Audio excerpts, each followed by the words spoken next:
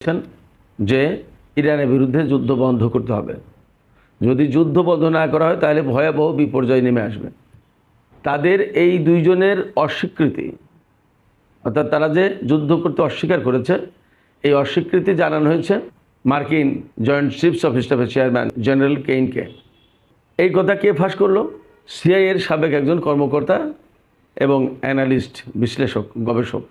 তাহলে এই জায়গায় সরাসরি বলা যাচ্ছে যে ভদ্রভাবে মার্কিন সামরিক বাহিনীতে বিদ্রোহ হয়েছে।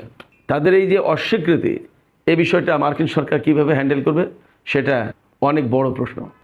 একই সাথে একথা একদম অবধারিতভাবে বলা যাচ্ছে, বহু বড় বড় বিমানবাহী যুদ্ধজাহাজ বানিয়ে আমেরিকা তার মূল ভূখণ্ড থেকে যে কোনো যুদ্ধকে নিরাপদ দূরত্বে নিয়ে গেছে। এইভাবে যুগের পর যুগ আমেরিকাকে নিরাপদ রেখেছিল। কিন্তু এখন যখন যুদ্ধ চলছে তখন মূল আমেরিকা আর নিরাপদ নয়।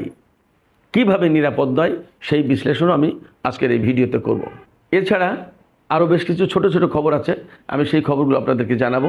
যেমন ব্রিটেনের রয়্যাল এয়ারফোর্সের ফেয়ারফোর্ট বিমান ঘাঁটি, এই বিমান ঘাঁটিতে মার্কিন যুদ্ধ বিমান থাকতো এবং এই বিমান ঘাঁটি ব্যবহার করেছে ইরানের বিরুদ্ধে যুদ্ধের সময়। সেই ঘাঁটিতে ভয়াবহ অগ্নিকাণ্ডের ঘটনা ঘটেছে, ভয়াবহ, যার কারণে অনেক বড় খবর হিসেবে এসেছে গণমাধ্যমে। কেন এই অগ্নিকাণ্ড, এর ফলাফলটা কি, একই সাথে আমি আপনাদেরকে জানাবো। এই খবরটা হয়তো আপনারা এরই মধ্যে জেনেছেন, কিন্তু এর ব্যাখ্যা প্রয়োজন, আমি বিশ্লেষণ করার চেষ্টা করব। সংযুক্ত আরব আমিরাতে ইসরায়েল আয়রন ডোম মোতায়েন করেছে, এর আসলে প্রেক্ষাপট এবং পরিণতি কী সেটাও আলোচনা করা প্রয়োজন। তো সুপ্রিয় দর্শক, চলুন কথা না বাড়িয়ে বিস্তারিত আলোচনায় চলে যাই। ভিডিও যদি ভালো লাগে তাহলে লাইক, কমেন্ট, শেয়ার করবেন আর চ্যানেলটি সাবস্ক্রাইব করে সাথে থাকবেন। তো চলুন দর্শক, কথা না বাড়িয়ে মূল আলোচনায় চলে যাই। সর্বপ্রথম যে আলোচনা ছিল, যে পয়েন্টটি ছিল সেটি আমি বলি। মার্কিন সামরিক বাহিনী এদের সারা বিশ্বে বিভিন্ন অঞ্চলে ভাগ করা আছে।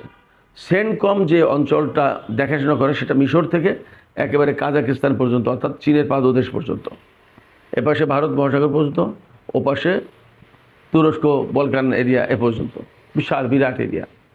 এই বিরাট এরিয়ার বিমান বাহিনী এবং নৌবাহিনীর যে কমান্ডার, তারা দুইজন বলেছেন যে এই মুহূর্তে যুদ্ধ বন্ধ করতে হবে ইরানের বিরুদ্ধে, আর যুদ্ধ করা যাবে না, যুদ্ধ করার উচিত হবে না। সেন্টকমের আওতায় যে বিমান বাহিনীর প্রধান, বিমান বাহিনীর কমান্ডার, তার নাম হচ্ছে অ্যালেক্সাস গ্রিনকেভিচ, আর নৌবাহিনীর কমান্ডারের নাম Brad Cooper, admiral Brad Cooper. এই দুইজন ব্যক্তি বলেছেন, তার মানে সেন্টকমের বিমান বাহিনী এবং নৌবাহিনীর প্রধান মূলত যুদ্ধ ইরানের বিরুদ্ধে তারাই করেছে, তাদের নেতৃত্বেই যুদ্ধ হয়েছে। এই দুইজনই বলছেন যে এখন যুদ্ধ বন্ধ করা দরকার, ইরানের বিরুদ্ধে আর যুদ্ধ করার প্রয়োজন নেই, আমাদের ক্ষতি হবে। এই কথা কে বলেছেন? এই কথা বলছেন ডিডি জিওপলিটিক্স নামে একটা চ্যানেল আছে, সেই চ্যানেলকে দেওয়া সাক্ষাৎকারে মার্কিন কেন্দ্রীয় গোয়েন্দা সংস্থা সিআইএ, যেটা, এই সিআইএর সাবেক কর্মকর্তা এবং অ্যানালিস্ট, বিশ্লেষণকারী বিশ্লেষক ল্যারি জনসন। এই ল্যারি জনসন খুবই গুরুত্বপূর্ণ ব্যক্তি, খুবই চমৎকার বিশ্লেষণ করেন, বিশেষ করে আমেরিকার পলিটিক্সগুলো, আমেরিকার সামরিক বাহিনী বা গোয়েন্দা বাহিনীর কর্মতৎপরতা সম্পর্কে তিনি খুব ভালো বিশ্লেষণ করতে পারেন, কারণ তিনি নিজেই তো ওই কর্মকর্তাই ছিলেন। তিনি বলছেন এই কথা।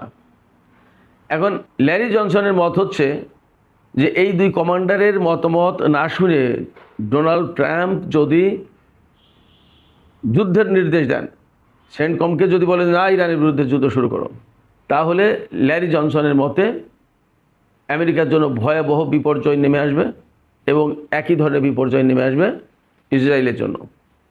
কেন বিপর্যয় নেমে আসবে তার আগে বলি, ব্র্যাড কুপার এবং অ্যালেক্সাস গ্রিনকেভিচ, বিমান বাহিনীর কমান্ডার এবং নৌবাহিনীর কমান্ডার, এই দুজন কেন এই সময় এই কথা বলছেন? তারা যুদ্ধ করবেন না? তাহলে এটা কি মার্কিন সামরিক বাহিনীতে বিদ্রোহ নাকি? যেখানে প্রেসিডেন্ট ডোনাল্ড ট্রাম্প হচ্ছেন মার্কিন সামরিক বাহিনীর কমান্ডার ইন চিফ, তার অধীনে জয়েন্ট চিফস অফ স্টাফের চেয়ারম্যান জেনারেল কেইন। তো এই দুইজন আরও বেশ নিম্ন পর্যায়ের, অর্থাৎ একেবারে নিম্ন পর্যায়ে না, জয়েন্ট চিফস অফ স্টাফের চেয়ারম্যানের অধীনে তো তারা, আর তার উপরে তো ডোনাল্ড ট্রাম্প। এই পর্যায়ের কর্মকর্তারা তারা কেন যুদ্ধ করতে অস্বীকৃতি জানালেন, যারা মূলত ইরানের বিরুদ্ধে এতদিন যুদ্ধের নেতৃত্ব দিয়েছেন এবং এখন যুদ্ধ করলে তাদেরকেই যুদ্ধ পরিচালনা করতে হবে। তারা কেন বলছেন এই কথা যে তারা যুদ্ধ করবে না, যুদ্ধ করতে পারবে না, যুদ্ধ করাটা উচিত হবে না, ঠিক হবে না? কারণ কি? আমার কাছে মনে হচ্ছে এর পেছনে সব ধরনের কারণ আছে। অর্থনৈতিক কারণ আছে, রাজনৈতিক কারণ আছে, সামরিক কারণ আছে, এরপরে আঞ্চলিক যে প্রভাব প্রতিপত্তি, সমস্ত ভূ রাজনীতির যে কারণ, সমস্ত সব কারণ আছে। যেমন এই যুদ্ধ যদি আরও চলে, মোটামুটি সব জায়গা থেকে খবর আসছে, সব জায়গা থেকে ইঙ্গিত দেওয়া হচ্ছে, সব জায়গা থেকে আঙুল তোলা হচ্ছে, মার্কিন প্রেসিডেন্ট ডোনাল্ড ট্রাম্পের নেতৃত্বাধীন যে রিপাবলিকান দল আছে, এই দল আগামী মিড টার্ম ইলেকশনে ভরাডুবির মুখে পড়তে যাচ্ছে। তাদের জন্য ইরানের এই যুদ্ধ একটা অভিশাপ হয়ে দাঁড়াবে, মারাত্মক রকমের পতন। আপনারা শুনলে অবাক হবেন, মার্কিন প্রেসিডেন্ট ডোনাল্ড ট্রাম্পের রেটিং এখন মাত্র 33%, মাত্র 33 ভাগ, অর্থাৎ 100 জনের ভেতরে মাত্র 33 জন তাকে সমর্থন দিচ্ছেন এবং 67 জন তার বিপক্ষে। তার মানে পুরো ডেমোক্র্যাট দল তার বিপক্ষে, রিপাবলিকান দলের একটা বিরাট অংশ তার বিপক্ষে। তাহলে কি দাঁড়াচ্ছে? যদি ভরাডুবি ঠেকাতে চায় তাহলে এই মুহূর্তে যুদ্ধ বন্ধ করতে হবে। আবার যুদ্ধ বন্ধ করলেও ডোনাল্ড ট্রাম্পের ভরাডুবি অবশ্যম্ভাবী রাজনৈতিকভাবে। কিন্তু যদি যুদ্ধ বন্ধ করে তাহলে আরও ক্ষতি বাঁচানো যাবে। যেমন কি ক্ষতি? মার্কিন বাহিনীর অস্ত্র, গোলা বারুদ ফুরিয়ে গেছে, অনেক কমে গেছে। ক্ষেপণাস্ত্র কমেছে, ইন্টারসেপ্টর কমেছে, বহু সংখ্যক বিমান ধ্বংস হয়েছে। আসলে আমরা যে চিত্র পেয়েছি এখন পর্যন্ত, এটা প্রকৃত চিত্র না, আরও অনেক বেশি বড় বড় চিত্র আছে। আরটিতে রাশিয়ার একটা বিশ্লেষণধর্মী খবরে দেখলাম যে কি ক্ষয়ক্ষতি হয়েছে আমেরিকার। আমি এটা নিয়ে আলাদা ভিডিওতে কথা বলবো ইনশাল্লাহ, আশা করছি। ভয়ঙ্কর ক্ষতি। আপনার C-130 হারকিউলিস বিমান কতগুলো ধ্বংস হয়েছে, বিভিন্ন জায়গায় ধ্বংস হয়েছে। এটা শুধু এই উপসাগরীয় দেশগুলোতে ধ্বংস হয়েছে তা না, আরও বিভিন্ন জায়গায় ধ্বংস হয়েছে। ইরানের ভিতরে ধ্বংস হয়েছে, এরপরে ইসরায়েলেও ধ্বংস হয়েছে, ইসরায়েলে থাকা বিমানও ধ্বংস হয়েছে। এরপরে F-35 গেছে, F-15 গেছে, F-16 গেছে, F-22 কত দূর কী হয়েছে জানেন, অ্যাওয়াক্স বিমান গেছে, তারপরে A-10C যেটা সেই বিমান গেছে, ব্ল্যাক হক হেলিকপ্টার গেছে। মানে হেন কোনো বিমান, হেন কোনো এয়ারক্রাফট নেই যা ধ্বংস হয়নি ইরানের হাতে। এবং আপনারা সবাই জানেন যে জেনারেল রাডফোর্ড এবং আব্রাহাম লিঙ্কন কি ঘোরাঘুরি করে বেড়েছে, কি অবস্থায় লুলো ল্যাংড়া হয়ে গেছে, এতে কোনো সন্দেহ নেই। তারপরে অনেকগুলো জাহাজ ধ্বংস হয়েছে। হরমুজ প্রণালীতে আমেরিকা ব্লকেট দেওয়ার পরে কি অবস্থা আমরা তো দেখতে পাচ্ছি। হরমুজ প্রণালীর ব্লকেট ইরান যে আটকে দিয়েছে, সেটা কি আমেরিকা খুলতে পেরেছে? পারেনি। শুধু তাই না, আমেরিকা খুলতে ওখানে কোনো যুদ্ধ জাহাজ পাঠাবে না হরমুজ প্রণালী এলাকায়, সব ধ্বংস হয়ে যাবে। কারণ কি? এই গত শনিবারেও ইরান তার সাগরের নিচেই, আন্ডার সি, সাগরের নিচে যে তাদের যে মিসাইল সিটি আছে এবং নৌবাহিনীর যে বিরাট সাজসজ্জা রয়েছে, বিশাল বিরাট ব্যাপার, সেগুলো গত শনিবারেও দেখিয়েছে। ওখানে কোনো যুদ্ধ জাহাজ গেলে ফিরে আসবে না। তাহলে হরমুজ প্রণালী আমেরিকার জন্য চিরতরে বন্ধ হয়ে যাচ্ছে, অন্তত সামরিক কার্যকলাপের জন্য, সামরিক তৎপরতার জন্য। বাহরাইনে যে সমস্ত জাহাজ টাহাজ আছে, এগুলো ফেরত আনবে কীভাবে, বের করে আনবে কীভাবে, সেটা এখন বড় প্রশ্ন দাঁড়িয়েছে। যাই হোক, যুদ্ধ যদি করে তাহলে আরও কী বিপর্যয় নেমে আসবে। আমেরিকার অর্থনীতি ধ্বংস হবে, তাদের এই যে অস্ত্রের যে অবস্থা সেটা করুন হবে, আর কোনো প্রিপারেশনই থাকবে না বলা যায়। রাজনৈতিক বিপর্যয় তো ডোনাল্ড ট্রাম্পের জন্য আছেই। ডোনাল্ড ট্রাম্পের প্রশাসনের বিপর্যয় মানে তার প্রশাসনে যে সেট আপ আছে তাদের সবাইকে বিদায় নিতে হবে। মিড টার্ম ইলেকশনে যদি ডোনাল্ড ট্রাম্প ফেল করে, তার দল ফেল করে, তাহলে সংখ্যাগরিষ্ঠতা পাবে ডেমোক্র্যাট দল, তখন এই ডোনাল্ড ট্রাম্পকে ইমপিচমেন্টের মুখোমুখি করবে, অনিবার্য। কারণ আমেরিকার ভয়ঙ্কর ক্ষতি করে ফেলছে ডোনাল্ড ট্রাম্প। সবচেয়ে বড় ক্ষতি কি? আন্তর্জাতিক অঙ্গনে আমেরিকার যে পজিশন ছিল, সেই পজিশন ধ্বংস হয়ে গেছে, তার কোনো প্রভাব প্রতিপত্তি থাকবে না। মধ্যপ্রাচ্য থেকে তার ঘাঁটি সরিয়ে নিতেই হবে যে পরিস্থিতি। শুধু তাই না, পেট্রো ডলারের অবস্থান শেষ, যাবে কোথায়? তেলের বাজার, তেল এবং পেট্রো ডলার দিয়ে যে সারা বিশ্বকে কন্ট্রোল করতো, সেটা শেষ হয়ে যাবে। ইরান, চীন এবং রাশিয়াকে নেতৃত্ব দেওয়ার জন্য আহ্বান জানিয়েছে, নতুন বিশ্বের নেতৃত্ব দিতে আপনারা এগিয়ে আসুন। আমি তো আগেই বলেছি, ইরান, রাশিয়া এবং চীন তারা এক বলে। এবং আর একটি যে আঞ্চলিক ট্যুর করছে, আঞ্চলিক সফর করছে, তার মূল মেসেজটা কি? মূল মেসেজটা হচ্ছে আমেরিকাকে বাদ দিয়ে আঞ্চলিক জোট গঠন করা এবং মধ্যপ্রাচ্যে আমেরিকাকে অবশ্যই কন্ট্রোল করতে হবে, দমন করতে হবে, এখান থেকে এক্সপেল করতে হবে। ইরানের টার্গেট এটা। নট অনলি দ্যাট, ইরান আরও কাজ করবে। ইরান আমেরিকাকে আন্তর্জাতিক অঙ্গনে যে কতটা নাজেহাল করবে আপনারা অপেক্ষা করুন। আপনারা অপেক্ষা করুন, দেখেন যে কি অবস্থা করে। যেমন ডিপ্লোম্যাটিক্যালি তেমনি আইনগতভাবে আমেরিকাকে আইনের মুখোমুখি করবে ইরান। ইরান ছেড়ে দেবে না। সেক্ষেত্রে আন্তর্জাতিক অঙ্গনে আমেরিকা নাস্তানাবুদ হয়ে যাবে। যুদ্ধ বন্ধ করলে হয়তো কিছুটা রেহাই পেতে পারে। কূটনৈতিকভাবে আমেরিকা মারাত্মকভাবে কোণঠাসা হয়ে পড়ছে সারা বিশ্বে, অর্থনৈতিক বিপর্যয়ের মুখোমুখি। আরব মিত্ররা এখন ডলার চাইছে, যদি ডলার না দেয় তাহলে চীনের মুদ্রার দিকে চলে যাবে, তারা চীনের সাথে সহযোগিতা বাড়াবে। এরপরে নেটো জোটের পরিস্থিতি তো দেখতেই পাচ্ছেন, স্পেন তো একেবারে সরাসরি বিদ্রোহ করে বসেছে বলা যায়। তো এই পরিস্থিতিতে ব্র্যাড কুপার এবং অ্যালেক্সাস গ্রিনকেভিচ তারা, আমি মনে করি যে বুদ্ধির পরিচয় দিয়ে তারা যুদ্ধ বন্ধ করতে সুপারিশ করেছেন। এটা সুপারিশের অন্তরালে সরাসরি এই মেসেজ দেয়া যে আমরা যুদ্ধ করতে রাজি না, আমরা যুদ্ধ করতে পারবো না। এই জায়গায় যদি ডোনাল্ড ট্রাম্প তাদের কথা অমান্য করে, না শুনে যদি যুদ্ধের নির্দেশ দেয়, ভয়াবহ বিপর্যয়ের মুখে পড়বে আমেরিকা এবং ইসরায়েল। আমেরিকা পড়বে কেন তা তো বললাম, ইসরায়েল কেন পড়বে? ইসরায়েলের প্রধানমন্ত্রী বেনিয়ামিন নেতানিয়াহুর বিরুদ্ধে দুইজন লিডার এক হয়ে সামনে যে নির্বাচন আসছে, সেই নির্বাচনে বেনেট নাফতালি এবং ইয়াইর লাপিদ, এই দুইজন ব্যক্তি ঐক্যবদ্ধভাবে নেতানিয়াহুর বিরুদ্ধে নির্বাচন করবে। তাই যদি হয় নেতানিয়াহুর ভাগ্য বিপর্যয় ঘটবে অনিবার্যভাবে। নেতানিয়াহু পাশ করতে পারবে না। ইসরায়েলের জনগণ ভীষণভাবে ক্ষিপ্ত। ইসরায়েল সামরিকভাবে মারাত্মক রকমের বিপর্যয়ের মুখে, আপনারা সবাই জানেন। সহজ কথা আমি আবারও বলি যে দিবোনা পরমাণু কেন্দ্রের কাছে যখন ইরান হামলা চালিয়েছে, তখন বুঝতে হবে যে ইসরায়েলের নিরাপত্তা ব্যবস্থা কতটা শ্যাটার্ড করে দিয়েছে, ভেঙে চুরে দিয়েছে ইরান। আর বিপর্যয় কোথায় আসবে? মধ্যপ্রাচ্যের কোনো তেল গ্যাসের অবকাঠামো ইরান ঠিক রাখবে না।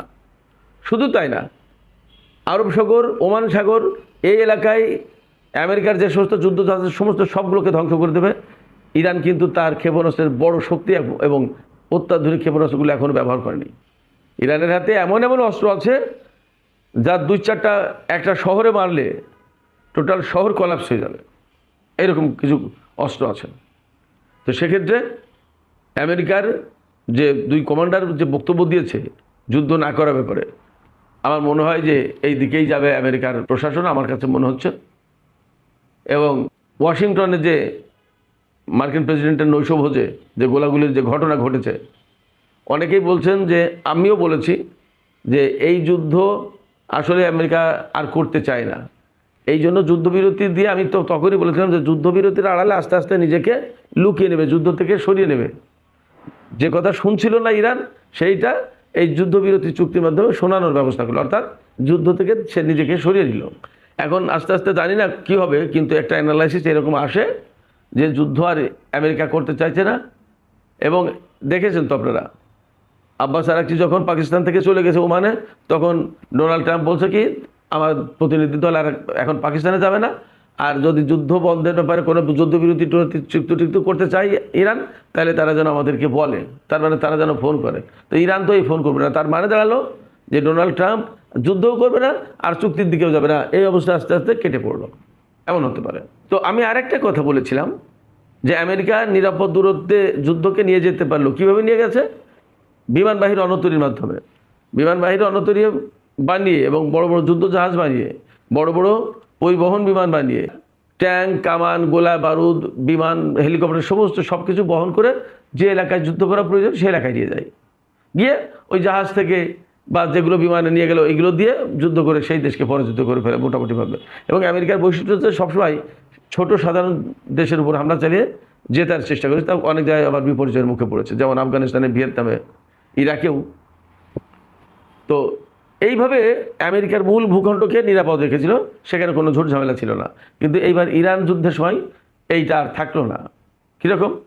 ডোনাল্ড ট্রাম্পের উপর গোলাগুলির যে ঘটনা ঘটেছে সেটা একটা ব্যাপার, সেটা যদি নাটক না হয় সত্যি হয় তাহলে ঘটেছে। এরপরে আমেরিকায় যেভাবে এবার নো কিং মুভমেন্ট গড়ে উঠেছে, এবং অর্থাৎ আমরা কোনো রাজা চাই না, কোটি কোটি মানুষ ডোনাল্ড ট্রাম্পের বিরুদ্ধে বিক্ষোভ করেছে এবং মার্কিন জনগণ ক্ষোভে ফুঁসছে। মার্কিন সেনা কমান্ডাররা যুদ্ধ করতে চাইছে না, যুদ্ধ না করার জন্য বলছে। মানে আমেরিকার রাজনীতিতে তোলপাড় চলছে, আমেরিকার অর্থনীতিতে তোলপাড় চলছে, আমেরিকার সামরিক বাহিনী, অস্ত্র, গোলা বারুদ এর কারখানায় তোলপাড় চলছে। আমেরিকার জনগণ ডোনাল্ড ট্রাম্পের উপর ক্ষেপে উঠেছে, তার মানে সরকারের জন্য আমেরিকার ভূখণ্ড আর খুব একটা নিরাপদ নেই। তো সুপ্রিয় দর্শক, আমি এবার আরও যে দুই একটা ছোট ছোট বিষয় বলেছিলাম সেগুলো নিয়ে একটু আলোচনা করি। এর ভিতরে একটা গুরুত্বপূর্ণ বিষয় হচ্ছে যে সংযুক্ত আরব আমিরাতে ইসরায়েল আয়রন ডোম মোতায়েন করে। আপনারা সবাই জানেন আয়রন ডোম ক্ষেপণাস্ত্র এবং ড্রোন ধ্বংস করার জন্য ব্যবহার করা হয়। তো এই আয়রন ডোম মোতায়েন করে সংযুক্ত আরব আমিরাতে ইসরায়েল আসলে কী বার্তা দিল? এই সংযুক্ত আরব আমিরাতের নিরাপত্তার জন্য কি এই আয়রন ডোম মোতায়েন করলো, নাকি ওখানে ইসরায়েলি সেনা এবং ইসরায়েলি ঘাঁটি আছে সেই ঘাঁটি এবং সেনাদের নিরাপত্তা রক্ষার জন্য মোতায়েন করলো? আসলে কি, কাদের নিরাপত্তার জন্য ইসরায়েল আয়রন ডোম মোতায়েন করলো? আমরা তো সবাই দেখেছি যে সংযুক্ত আরব আমিরাত, কুয়েত, বাহরাইন, কাতার, সৌদি আরব সমস্ত জায়গায় যে ঘাঁটি আছে সেই ঘাঁটি ওই দেশগুলোর গুরুত্বপূর্ণ কিছু স্থাপনা রক্ষার জন্য কিন্তু এই ঘাঁটিগুলোকে ব্যবহার করে। ওই ঘাঁটিগুলো মূলত ব্যবহার করেছে ইসরায়েলি নিরাপত্তা দেওয়ার জন্য। এবং যখন এখান থেকে এই সব দেশের বিপর্যয়ের মুখে পড়েছে আমেরিকার সেনারা, তখন তাদেরকে সরিয়ে ইসরায়েল নিয়ে যাওয়া হয়েছে এবং ইসরায়েলকে সেফটি দেওয়ার জন্য সমস্ত সব কিছু ব্যবহার করা হয়েছে। সেই জায়গায় প্রশ্ন আসছে যে ইসরায়েল সংযুক্ত আরব আমিরাতের নিরাপত্তা দেওয়ার জন্য কি আয়রন ডোম মোতায়েন করবে? আপনারা ভাবেন তাই কি হয়? এই আয়রন ডোম মোতায়েন করা হয়েছে, সেখানে ইসরায়েলি সেনা কর্মকর্তা আছে, সেনাবাহিনীর লোকজন আছে, বিমান বাহিনীর লোকজন আছে, গোয়েন্দা কর্মকর্তা আছে, তাদের নিরাপত্তার জন্য। তার মানে দাঁড়াচ্ছে যথেষ্ট সম্ভাবনা আছে সংযুক্ত আরব আমিরাতে ইসরায়েলের সামরিক ঘাঁটি আছে। এতে সংযুক্ত আরব আমিরাত নিজের বিপদ বাড়ালো বলেই মনে করা হচ্ছে। বিশ্লেষকরা কিন্তু সেই রকমই বলছে। কারণ আমরা দেখেছি যে হরমুজ প্রণালীতে আমেরিকার জাহাজও চলতে পারবে, বাণিজ্যিক জাহাজ, শুধু সামরিক জাহাজ চলতে পারবে না। কিন্তু হরমুজ প্রণালীতে ইসরায়েলের কোনো ধরনের জাহাজ চলতে পারবে না। তার মানে ইরানের প্রধান শত্রু কিন্তু ইসরায়েল। সেই ইসরায়েল যখন সংযুক্ত আরব আমিরাতে ঘাঁটি গেড়েছে, তখন ইরান সেটাকে কোনো মতেই ভালোভাবে নেওয়ার কোনো কারণ নেই। বরং যদি যুদ্ধ হয় তাহলে ইসরায়েলের এই সমস্ত ঘাঁটি চুরমার করে দেওয়ার জন্য যত শক্তি নিয়োগ করা দরকার ইরান তা করবে। তার মানে সংযুক্ত আরব আমিরাতের অস্তিত্ব বিপন্ন হতে পারে। সেই জায়গা থেকে যদি এই যুদ্ধ চলে তাহলে যেমন ইসরায়েলের জন্য বিপদ, তেমনি সংযুক্ত আরব আমিরাতের জন্য বিপদ, বা মধ্যপ্রাচ্যের যে সমস্ত দেশ এই যুদ্ধে সহযোগিতা করছে বা করবে তাদের সবার জন্য বিপদ। কিন্তু সংযুক্ত আরব আমিরাত এটা বুঝতে পারছে কিনা জানি না, তারা ইসরায়েলকে আয়রন ডোম মোতায়েন করার সুযোগ দিয়েছে। তারা ইরানকে বন্ধু হিসেবে গ্রহণ করতে পারেনি, ইসরায়েলকে বন্ধু হিসেবে গ্রহণ করতে পেরেছে। আর একটা বিষয় ছিল ব্রিটেনের রয়্যাল এয়ারফোর্স, যেটা রাজকীয় বিমান বাহিনীর ফেয়ারফোর্ড বিমান ঘাঁটি। এই বিমান ঘাঁটিটা এই ইরানের সাথে যুদ্ধের সময় আমেরিকা ব্যবহার করত। ব্রিটিশ প্রধানমন্ত্রী কিয়ার স্টারমার ইরানের বিরুদ্ধে যুদ্ধে যোগ দেননি বা অনেক কিছু করেনি, কিন্তু তার ঘাঁটি ঠিকই ব্যবহার করতে দিয়েছেন এবং এই জন্য তিনি প্রচণ্ড সমালোচনার মুখে পড়েছেন। এবং গত শুক্রবার বা শনিবার শত শত মানুষ এই ঘাঁটি আমেরিকাকে কেন ব্যবহার করতে দেওয়া হচ্ছে তার বিরুদ্ধে বিক্ষোভ করেছে। তার একদিন পরে গতকাল সকালে এই বিমান ঘাঁটিতে প্রচণ্ড রকমের অগ্নিকাণ্ডের ঘটনা ঘটেছে এবং এই বিমান ঘাঁটিতে মূলত আমেরিকার B-52 এবং B-1 এই সমস্ত বোমারি বিমান রাখা হতো, বা এই ঘাঁটিটা ব্যবহার করতো। এই সমস্ত বিমান আমেরিকা থেকে উড়ে আসতো, এই ঘাঁটিতে রেস্ট নিত বা জ্বালানি নিত, নিয়ে ইরানের উপর হামলা চালিয়ে আবার ওখানে ফিরে যেত। তো এই যে ব্রিটেন সহযোগিতা করেছে, নিশ্চয়ই ইরান বিষয়টা মাথায় রাখবে এবং ইরানের হাতে কিছু কিছু ক্ষেপণাস্ত্র আছে, সেটা দিয়ে কিন্তু ইউরোপকে মেসেজ দেওয়া হয়েছে যে তোমরাও কিন্তু ইরানের ক্ষেপণাস্ত্রের আওতামুক্ত নও। এখন প্রশ্ন হচ্ছে ইরান কতগুলো দেশের বিরুদ্ধে যুদ্ধ করবে বা কতগুলো দেশের বিরুদ্ধে ব্যবস্থা নেবে? এটা যেমন একটা বড় প্রশ্ন, তবে এটাও ঠিক ইরানের হাতে এমন ক্ষেপণাস্ত্র শক্তি রয়েছে, এমন ড্রোন পাওয়ার রয়েছে, যেটা খুব সহজে শেষ হয়ে যাবে বলে মনে হচ্ছে না। এবং ইরান পাগলের মতো আন্দাজে না বুঝে কোনো কাজ করছে, এটা ভাবারও কোনো কারণ নেই। ফলে ব্রিটেনকে যথেষ্ট সতর্ক হওয়া উচিত। মার্কিন সামরিক বাহিনীকে তারা কোনোরকম সহযোগিতা করছে না বলে ঘোষণা দেওয়ার পরে এই সমস্ত ঘাঁটি ব্যবহার করতে দেওয়া সম্ভবত তাদের আন্তর্জাতিক প্রতিশ্রুতির বরখেলাপ। তো সুপ্রিয় দর্শক, এখনকার আলোচনা এখানে শেষ করতে চাই। যাবার আগে আপনাদের কাছে প্রশ্ন, মার্কিন দুই কমান্ডার যে বক্তব্য দিয়েছেন এই মুহূর্তে ইরানের বিরুদ্ধে যুদ্ধ না করা উচিত, অর্থাৎ যুদ্ধ করা উচিত হবে না, এটা কি প্রকৃতপক্ষে এক ধরনের বিদ্রোহ ঘটল নাকি একেবারে সাধারণ কোনো ব্যাপার? আপনাদের কাছে কি মনে হচ্ছে? ঘটনাটা কতটা গুরুত্বপূর্ণ?